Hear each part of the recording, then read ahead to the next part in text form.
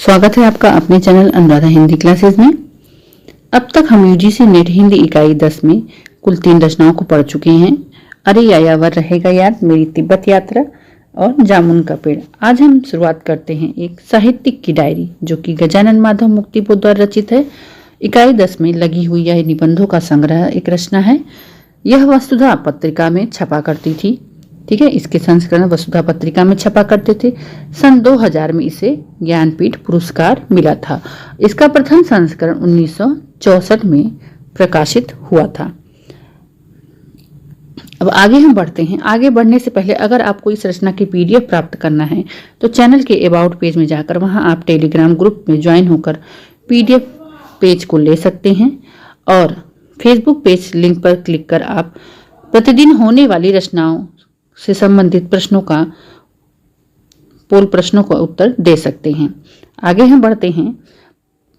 कुल शीर्षक विषय सूची, कुल इसकी विषय सूचियों की संख्या 13 है, अर्थात कुल 13 निबंधों का, ठीक 13 निबंधों का इसमें संकलन हुआ है। तो ठीक है, यहाँ विषय सूची निबंधों के आधार पर ही बनाई गई है। तो पहला है इसमें निबंध तीसरा क्षण, दूसरा है लंबी कविता का अंत, तीसरा है डबरे पर सूरज, डबरे पर सूरज, हाशिए पर कुछ नोट्स, सड़क को लेकर एक बातचीत, एक मित्र की पत्नी का प्रश्न चिन्ह, नए की जन्म कुंडली भाग 2। आगे है वीर कर जो कि एक लेखक था, उसके ऊपर निबंध लिखा गया है। विशिष्ट और अदिति। अगला है कुटुयान व काव्यसत। 12वां है आपका कलाकार की व्यक्तिगत ईमानदारी भाग 1, कलाकार की व्यक्तिगत ईमानदारी भाग 2। इस तरह से कुल 13 निबंधों का संकलन करके इनकी विषय सूची बनाई गई है, जिसे 13 शीर्षक का नाम दिया गया है। आप इनके क्रमों को जरूर याद रखें। पेपर में क्रम ही पूछे जा रहे हैं। यूजीसी के बदलते पैटर्न के आधार पर ये मोस्ट इम्पॉर्टेंट है क्योंकि क्रम ही पूछा जा रहा है। क्रम को जरूर नोट कर लें। आगे बढ़ते हैं हम।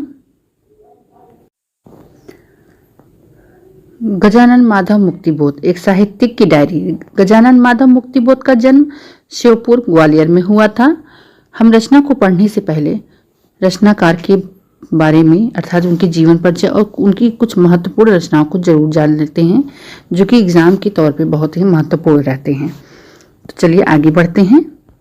समकालीन जीवन के सजग सृजक मुक्तिबोध बहुमुखी प्रतिभा के धनी थे। मुक्तिबोध कवि, उपन्यासकार, निबंधकार, आलोचक, पत्रकार, प्रखर विचारक, समीक्षक, चिंतक के रूप में प्रसिद्ध रहे। पिछली बार एग्जाम में यूजीसी नेट के एग्जाम में प्रश्न आया था, रचनाकार को देके पूछ लिया गया था प्रस्तुत रचनाकार में से रचनाकार क्या नहीं है, अर्थात निबंधकार नहीं है, आलोचक नहीं है कि विचारक नहीं अर्थात समीक्षक नहीं है। तो इस प्रकार से ये लाइन बहुत ही महत्वपूर्ण है। आगे हम देखते हैं। मुक्तिबोध नई कविता के सर्वाधिक चर्चित कवि रहे हैं। तार सप्तक से अपनी कविता का प्रारंभ कर नई कविता की लंबी यात्रा में इन्होंने अपने काव्य के आधार पर नई कविता को विशिष्ट महत्व दिया था। तो ये तार सप्तक में कौन से सप्तक में थे? ये प्रथम ही सप्तक में थे जिसका नाम तार सप्तक था, जो कि 1943 में प्रकाशित हुआ था। ठीक है, आगे हम बढ़ते हैं। इनकी प्रकाशित साहित्यिक रचनाएं जो कि मोस्ट इंपॉर्टेंट है साहित्यिक, ठीक है, कामायनी एक पुनर्विचार, भारतीय इतिहास और संस्कृति मोस्ट इंपॉर्टेंट, नई कविता का आत्मसंघर्ष बार बार एग्जाम में पूछा जाता है ये रचनाएं, अन्य निबंध, नए साहित्य का सौंदर्य शास्त्र आया हुआ प्रश्न है, चांद का मुंह टेढ़ा जिस पर इन्हें पुरस्कार प्राप्त हुआ था, एक साहित्यिक की डायरी जिसे हम अभी पढ़ रहे हैं, काठ का सपना मोस्ट इंपॉर्टेंट, विपात्र, सतह से उठता आदमी, ये इनकी बहुत प्रमुख रचनाएं थी और प्रसिद्ध भी। गजानन माधव मुक्तिबोध की सर्वाधिक चर्चित कृति एक साहित्यिक की डायरी। इसके अंतर्गत मुक्तिबोध के चिंतन मनन का प्रतिबिंब दृष्टिगोचर होता है। इसके कई निबंध सर्वप्रथम जबलपुर से प्रकाशित वसुधा पत्रिका, ठीक है, यहाँ ध्यान देने योग्य है कि वसुधा पत्रिका में सन 1957, 58 और 60 ईस्वी में प्रकाशित हुए थे। इस पत्रिका में साहित्यिक की डायरी, एक साहित्यिक की डायरी के नाम से एक स्तंभ चलता था, ठीक है, एक पेज रहता था, वो चलता था, जिसके अंतर्गत मुक्तिबोध ने अपने विचार प्रकट किए हैं। उन्हीं का संकलन इस कृति के अंतर्गत है, अर्थात उन्हीं जो विचार प्रकट करते थे, ठीक है, स्तंभों का ही संकलन किया गया है। एक साहित्यिक की डायरी में 13 निबंधों का संकलन है। इसके पहले हमने शीर्षकों में पढ़ लिया उसे। यह डायरी मुक्तिबोध के अतरंग के साहित्य की संवेदनशील और आस्था का परिचय देती है। तीसरा क्षण, जो कि पहला ही है निबंध, एक लंबी कविता का अंत, डबरे पर सूरज का बिंब, हाशिए पर कुछ नोट्स, सड़क को लेकर एक बातचीत, एक मित्र की पत्नी का प्रश्न चिन्ह, नए की जन्म कुंडली भाग 1 और भाग 2, वीरकर, विशिष्ट और अदिति, कुटयान और काव्यशस्त्र, सत्य, कलाकार की व्यक्तिगत ईमानदारी भाग 1 और भाग 2 आदि इसमें महत्वपूर्ण निबंध हैं। ठीक है, इस तरह मैंने आपको पहले ही बता दिया था। अब आगे बढ़ते हैं। एक साहित्यिक की डायरी के महत्वपूर्ण पात्र। ये पात्र बहुत इंपॉर्टेंट हैं और बार बार पूछे जा रहे हैं। पात्रों से या शीर्षकों से ही प्रश्न आ रहा है और अब नए पैटर्न में क्या कर दिया है कि संवादों का भी क्रम पूछ रहा है। तो मैं उसको भी मैं आपको करवाऊंगी इसी ही वीडियो में। तो देखते हैं एक साहित्यिक की डायरी के महत्वपूर्ण पात्र। स्वयं लेखक है इसमें, केशव है उसका मित्र, कीर्ति है, शरद जोशी है, अक्षय कुमार जी हैं, चीरकर, कुटुयान, कृष्ण मुरारी, शुक्ल, यशराज, ये सब इसके क्या हैं, मोस्ट इंपॉर्टेंट पात्र हैं। साहित्यिक की डायरी की, एक साहित्यिक की डायरी की समीक्षा। ठीक, अब आगे बढ़ते हैं हम इसकी समीक्षा को लेकर। एक साहित्यिक की डायरी मुक्तिबोध के रचना क्रम का महत्वपूर्ण पड़ाव है, जिसमें 1957 से लेकर 1960 ईस्वी तक की प्रविष्टियां मिलती हैं। एक साहित्यिक की डायरी के पहले संस्करण में कुटुयान और काव्यशास्त्र, सत्य और कलाकार की व्यक्तिगत ईमानदारी शीर्षक नहीं थे। ठीक है, ये बहुत ही ध्यान देने योग्य बातें हैं। ठीक है, इस लाइन को मैंने लिया हुआ है कि क्या थे, पहले संस्करण में ये दोनों टॉपिक नहीं थे। ये सारी डायरियां 57, 58 और 60 में वसुधा जबलपुर में प्रकाशित हुई थी। ठीक है, प्रश्न ये भी आ सकते हैं। एक साहित्यिक की डायरी मुख्यतः साहित्य चिंतन और रचना प्रक्रिया पर केंद्रित है, जिसमें मुक्तिबोध ने प्रायः संवाद की शैली में अपने ज्ञान सिद्धांत, रचना प्रक्रिया, कला के मानदंड, आलोचना की कमिटी तथा युगीन साहित्यिक परिस्थितियां और उससे संबंधित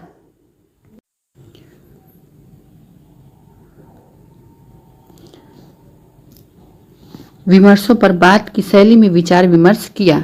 डायरी को पढ़ते हुए हम मुक्तिबोध की अनेक कविताओं, कहानियों, आलोचनात्मक लेखों के अंत सूत्र प्राप्त करते हैं। मुक्तिबोध ने जिन बातों को दूसरी विधाओं पर उनकी प्रकृति के अनुरूप लिखा है, वही अनौपचारिक शैली में, ठीक है, औपचारिक शैली में नहीं, अनौपचारिक शैली में प्रायः किसी घटनाक्रम, किसी परिस्थिति या व्यक्ति के सहारे इस डायरी में कहा हुआ है। मोस्ट इंपॉर्टेंट है ये।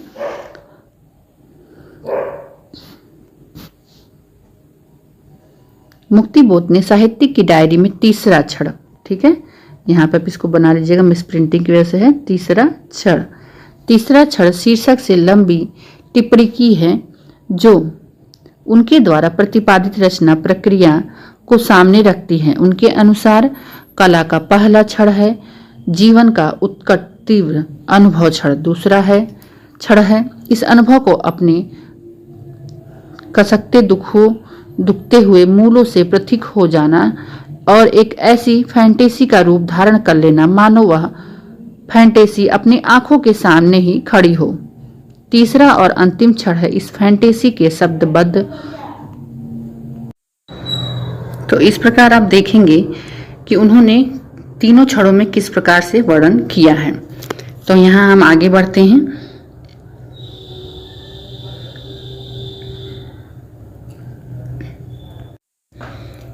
इसमें जो फैंटेसी है उन्होंने ऐसी लगती है कि मानो वह आंखों के सामने ही खड़ी हो। ठीक है, आंखों के सामने ऐसा लगता है कि फैंटेसी वहां उपस्थित हो, और यही इसका तीसरा और अंतिम क्षण है। इस फैंटेसी के शब्दबद्ध होने का सक्रिय प्रक्रिया का आरंभ और उस प्रक्रिया की परिपूर्ण अवस्था तक की गतिमानता, शब्दबद्ध होने की प्रक्रिया के भीतर जो प्रवाह बहता है, यह समस्त व्यक्तित्व और जीवन का प्रवाह होता है। ठीक है, फैंटेसी अर्थात एक कल्पना ही यहाँ पे दिखाई गई है। प्रवाह में वह फैंटेसी अनवरत रूप से विकसित, परिवर्तित होते हुए आगे बढ़ती है। इस प्रकार से फैंटेसी अपने मूल रूप को बहुत कुछ त्यागती हुई नवीन रूप, ठीक है, नएपन को धारण कर लेती है। तो फैंटेसी का ही अर्थ ही होता है जिस फैंटेसी को शब्दबद्ध करने का प्रयत्न किया जा रहा है वह फैंटेसी अपने मूल रूप से इतनी अधिक दूर चली जाती है कि यह कहना कठिन है कि फैंसी का नया रूप अपने मूल रूप की प्रतिकृति है, अर्थात वही प्रतिरूप है।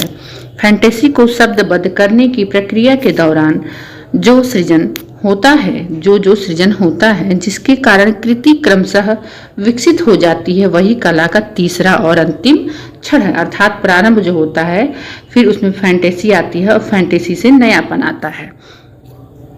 डबरे पर सूरज का बिंब शीर्षक प्रविष्टि निम्न मध्यम वर्गीय साहित्यकारों की रचनाशीलता का एक बिंब है जो यह बताता है कि कष्टमय और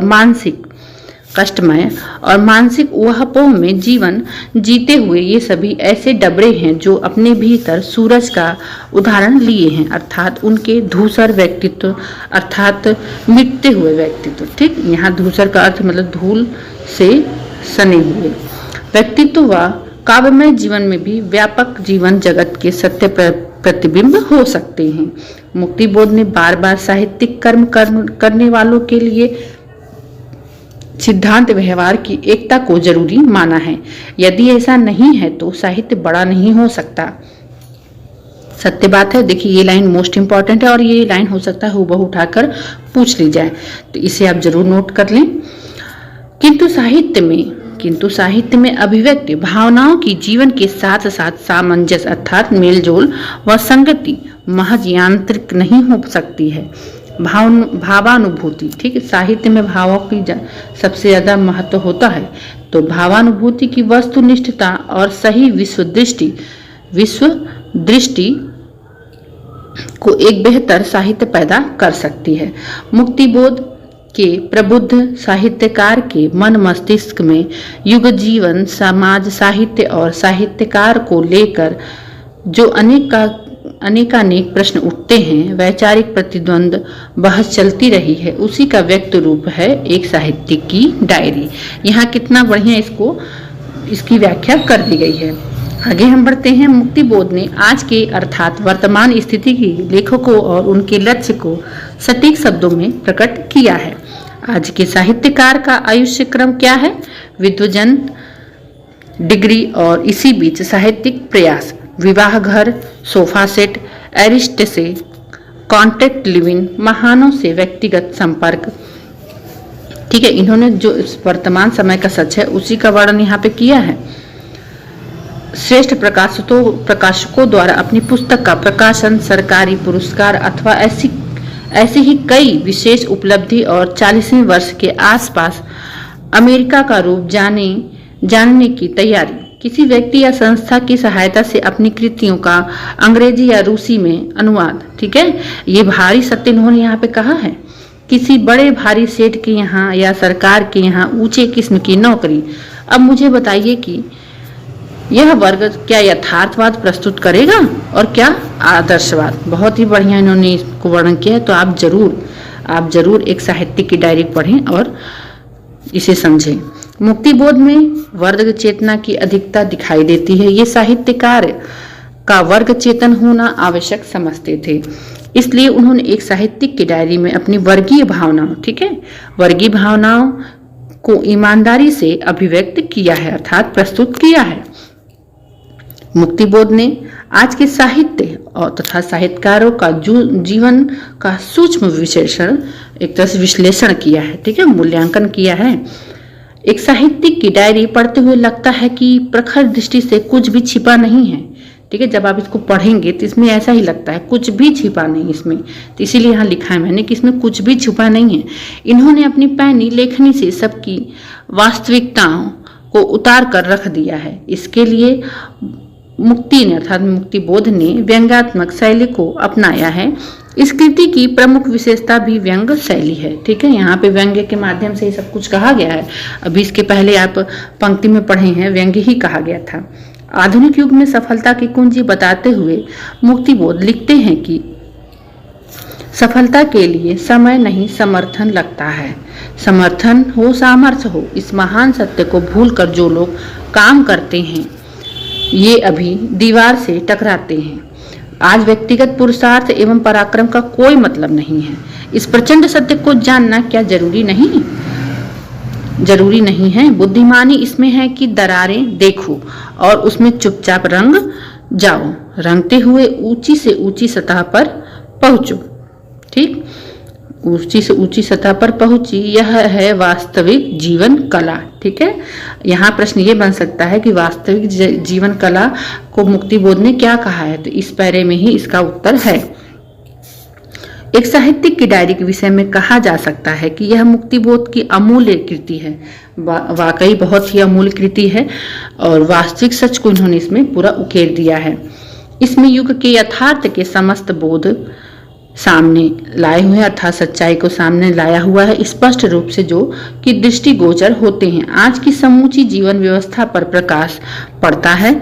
इसमें मुक्तिबोध को वैचारिक प्रतिभा, सूक्ष्म विश्लेषण, दृष्टि, सामाजिक परिवेश एवं परिस्थितियों का गहन ज्ञान है। साहित्य के प्रति उनकी आस्था और ईमानदारी, चिंतन मनन आदि मुक्तिबोध को आधुनिक साहित्य के अंतर्गत एक प्रशस्त एवं अलग स्थान प्रदान करते हैं। इस कृति के आधार पर ही मुक्तिबोध को वैचारिकता का पता चलता है। संक्षेप में, एक साहित्यिक की डायरी जीवन, साहित्य युगीन विषमता, सामाजिक विषमताओं पर अत्यंत अनिवार्य मान्यताओं का प्रतिपादन करती है। आधुनिक युग का एक अतीव प्रबुद्ध, ठीक है, प्रबुद्ध मस्तिष्क तो कृति के बीच ही उभरता है। युग की जटिल प्रक्रियाओं, अर्थात जीवन की जो जटिल प्रक्रिया है, युग की जटिल जीवन की प्रक्रिया भी अपनी सारी रेखाओं के साथ साथ उद्घाटित होती है।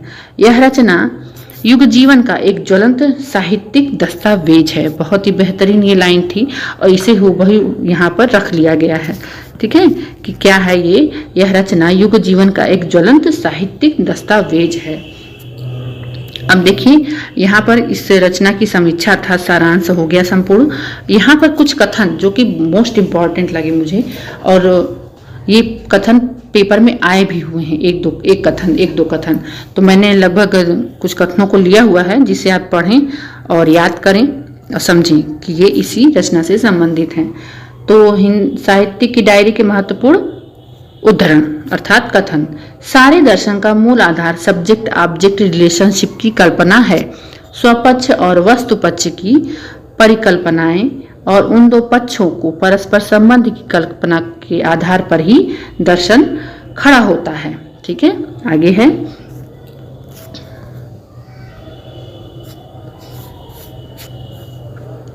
फैंटेसी अनुभव की कन्या है। क्या है? फैंटेसी अनुभव की कन्या है और उस कन्या का अपना स्वतंत्र विकासमान व्यक्तित्व है। कितनी मोस्ट इंपॉर्टेंट लाइन है। यह अनुभव से प्रसूत है अर्थात जन्मी है, इसलिए वह उससे स्वतंत्र है। ठीक है, अनुभव से स्वतंत्र है ये। तो ये मोस्ट इंपॉर्टेंट लाइन है जिसे आप जरूर नोट कर लें अपनी नोटबुक में।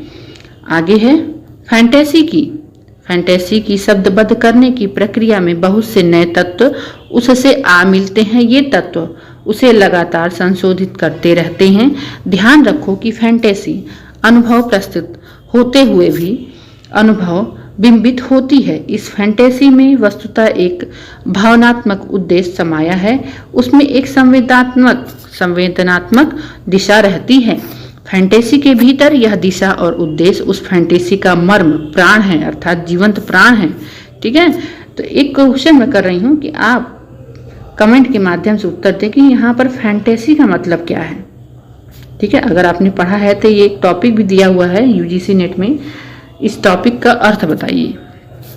आगे बढ़ते हैं हम। चौथा, कवि की यह फैंटेसी भाषा को समृद्ध बना देती है, उसमें नए अर्थ अनुषंग भर देती है, शब्द को नए चित्र प्रदान करती है। इस प्रकार कवि भाषा का निर्माण करता है।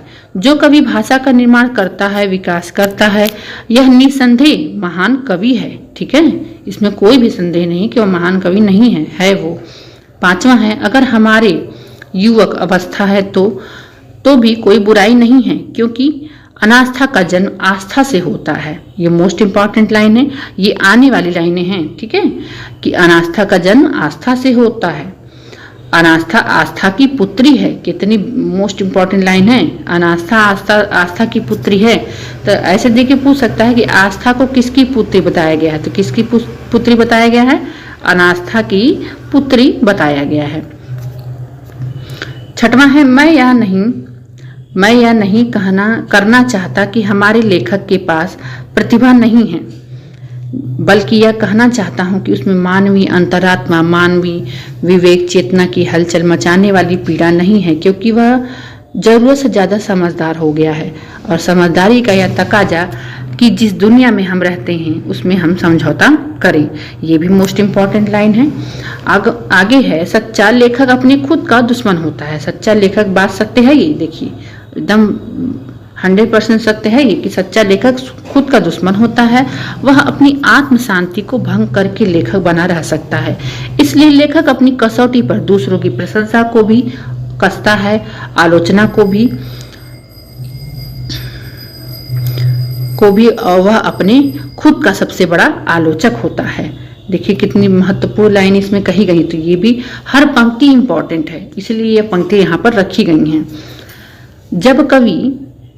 जब कवि की भावनाओं का ज्ञानात्मक आधार विस्तृत, व्यापक और अद्यतन, ठीक है, अद्यतन और पुरातन, ठीक, नवीन अर्थात नवीन, तो ऐसी स्थिति में उस कवि की दृष्टि ही उसके अंतःकरण अर्थात मन की भावनाओं में एक वातावरण निर्माण करेगी। ठीक, एक वातावरण निर्माण करेगी, एक काव्यात्मक मनोभूमि को तैयार करेगी। ठीक है, को तैयार करेगी।